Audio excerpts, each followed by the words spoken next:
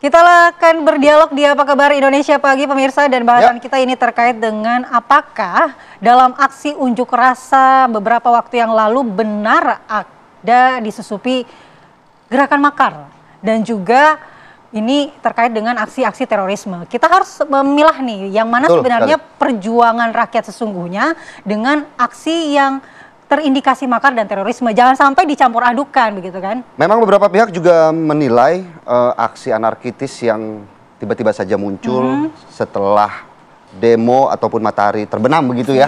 Malam hari ini kemudian yang diindikasikan adanya makar begitu. Baik, kita akan bahas ini bersama dengan narasumber yang sudah hadir di studio. Ada Pak Yusuf Warshim, anggota Kompolnas RI. Selamat pagi Pak Yusuf. Pagi. Assalamualaikum Pak. Waalaikumsalam, selamat pagi. Sehat Bang? Alhamdulillah. Kemudian ada Bang Margarito Kamis, pakar hukum tata negara Universitas Hairun Ternate. Selamat pagi Bang. Pagi Bang Margarito. Ya, pagi. Sepatunya keren Bang. Ini produk Bandung. Kece, ya kan? Oke, mungkin saya mau tanya Pak Yusuf dulu. Pak Yusuf, tadi saya udah sampaikan di pengantarnya bahwa ini sepertinya harus diperjelas dulu yang menjadi aksi unjuk rasa terindikasi makar itu yang mana? Kan tidak boleh di generalisir, harus dipilah karena ada juga aksi yang benar-benar murni perjuangan rakyat gitu Pak. Ya tentu apa yang akan saya sampaikan dalam posisi Kompolnas sebagai pengawas. Dalam pantauan Kompolnas, kepolisian melalui intelijen telah mengetahui akan adanya kegiatan unjuk rasa. Nah, ada yang diberitahukan, ada yang tidak secara langsung. Tidak secara langsung itu yang melalui media sosial, melalui akun-akun yang ada di medsos, ajakan untuk ataupun seruan untuk melakukan unjuk rasa. Nah, dikarenakan kepolisian mengetahui akan adanya kegiatan unjuk rasa, tentu sebagaimana yang selama ini kewenangan kepolisian itu yang pertama sekali kan melakukan pelayanan, memberikan pelayanan. Ketika ada informasi akan dilakukan kegiatan unjuk rasa, pelayanan yang diberikan itu ya mengkomunikasikan dan berkoordinasi dengan pihak-pihak yang akan melakukan kegiatan unjuk rasa. Sejauh yang kita dapatkan klarifikasi dari pihak kepolisian itu memang kegiatan yang dipahamin kepolisian itu ya unjuk rasa. Unjuk rasa dengan isu, apabila kita rujuk unjuk rasa yang pada tanggal 25 Agustus itu ya isunya terkait dengan pidato Presiden, soal kenaikan tunjangan DPR, terus ada sikap yang itu seolah-olah dipahamkan oleh masyarakat, sikap yang ada di medsos seolah sangat bergembira DPR itu informasi-informasi yang berkaitan dengan isu. Nah, kalau untuk kaitannya dengan akan dilakukannya anarkisme, tentu memang secara transparan, jelas dan tegas itu tidak didapatkan informasi. Tapi, nah di dalam protap penanganan kegiatan unjuk rasa kepolisian itu kan memang sudah pasti memperkirakan kemungkinan kalau kegiatan unjuk rasa itu bisa terjadi hal-hal yang melakukan pelanggaran hukum, anarkisme. Oleh karena itulah kegiatan unjuk rasa itu di dalam pelaksanaan kewenangan pengamanannya itu kan dibatasi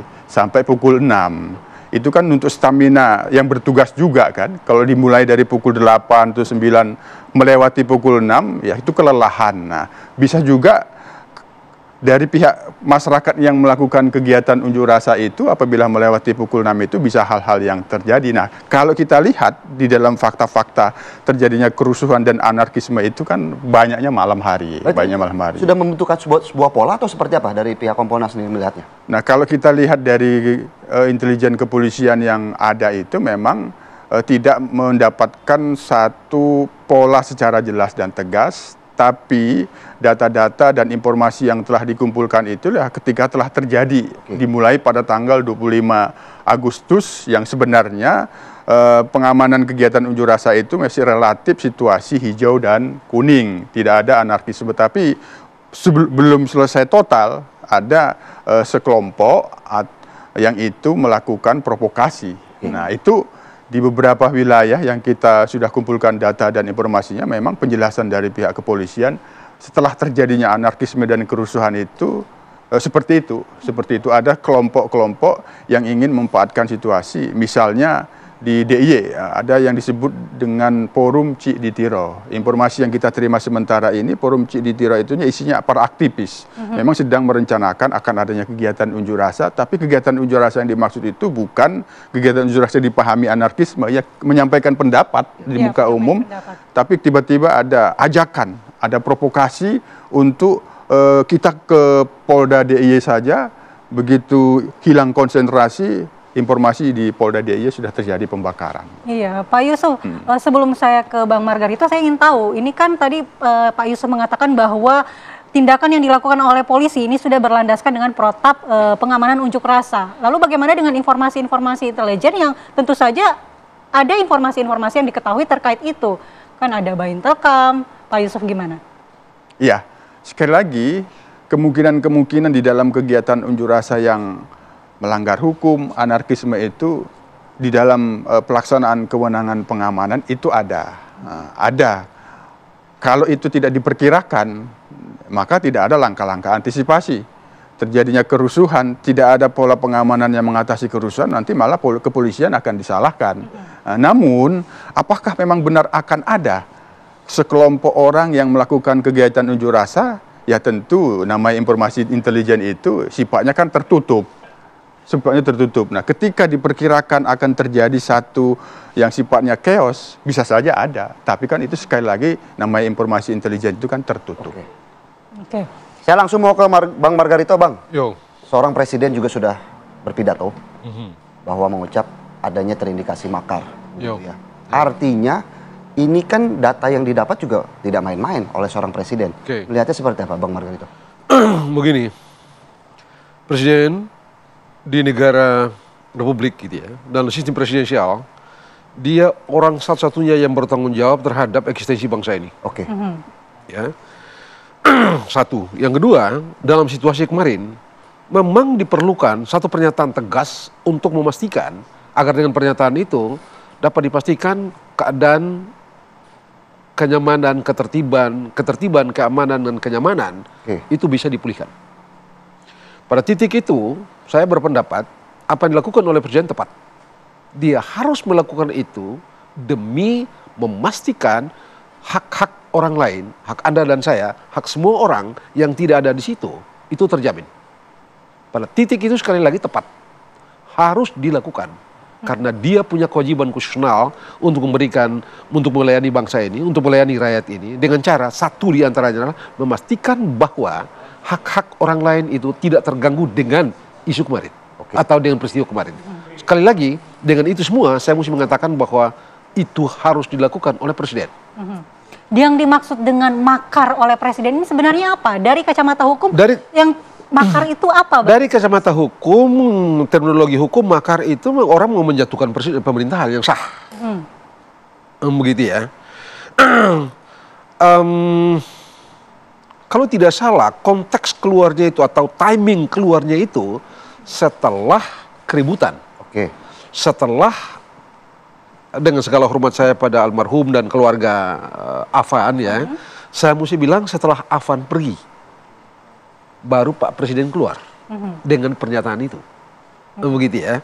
Dan dengan itu ada tindakan-tindakan hukum yang semula berkerangka penanganan demonstrasi biasa, penyampaian aspirasi, naik levelnya sedikit dengan naik pada level tindakan-tindakan untuk menggantikan hal-hal yang mengganggu itu tadi.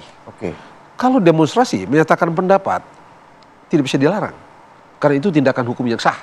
Itu hak yang sah dari setiap orang, dijamin oleh konstitusi. Satu. Yang kedua, hanya dengan cara bicara menyatakan pendapat, eksistensi Anda, eksistensi saya, eksistensi semua orang, kemauan kita itu tersampaikan. Itu alamiah. Karena itu tidak bisa dilarang. Yang dilarang ya seperti yang diatur dalam hukum. Membakar, merusak, menghina, memfitnah. Jangan cerita membakar dan merusak, menghina dan memfitnah saja itu mestinya tidak bisa. Tapi kan kita sama-sama tahu apa yang terjadi kemarin itu. Tadi beliau menjelaskan gitu ya, dan kita nonton ini TV One juga gitu ya. Kalau kita lihat kan ribut-ribut itu mulai selalu setelah menjelang maghrib dan setelah maghrib. Okay. Waktu yang tidak disediakan untuk peristiwa itu. Demo dalam sistem hukum kita itu berakhir pada pukul 6. Pada titik itu semua sah. Tapi yang kita lihat adalah peristiwa-peristiwa yang kemarin terjadi pada waktu yang sama-sama kita tahu. Saya harus mengatakan bahwa Presiden harus ambil tindakan untuk memastikan bahwa hal-hal yang keributan-keributan itu di luar menyampaikan pendapat itu dikelola, itu dihentikan agar tadi sekali lagi hak orang lain tidak terganggu oleh peristiwa itu. Oke. Dan tapi itu kewajiban konstitusional. Ya. Itu kewajiban konstitusional Presiden. Ya. Jangan lupa sekali lagi, Presiden adalah satu-satu figur yang memegang tanggung jawab konstitusional untuk memastikan eksistensi bangsa ini, termasuk memastikan bahwa seluruh kehidupan ini terjamin. Oke. Tapi kan apakah tidak cukup dengan ucapan Presiden mungkin ya dengan menyuruh pihak kepolisian untuk menindak tegas? Apakah memang harus mengarah kepada makar? Apakah memang ada upaya-upaya untuk menggulingkan pemerintahan yang sekarang? Saya rasa Presiden memiliki informasi cukup untuk itu. Oke. Begitu ya. Bahwa karena dia punya alat untuk mendapatkan semuanya. Saya berpendapat begini.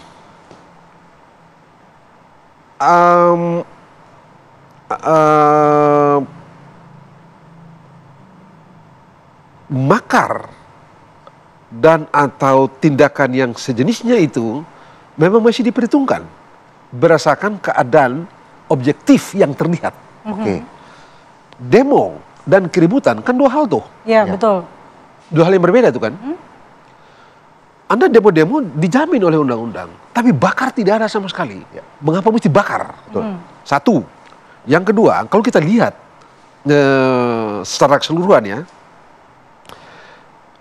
saya bertanya loh, bagaimana bisa orang mengidentifikasi rumah Pak Saruni?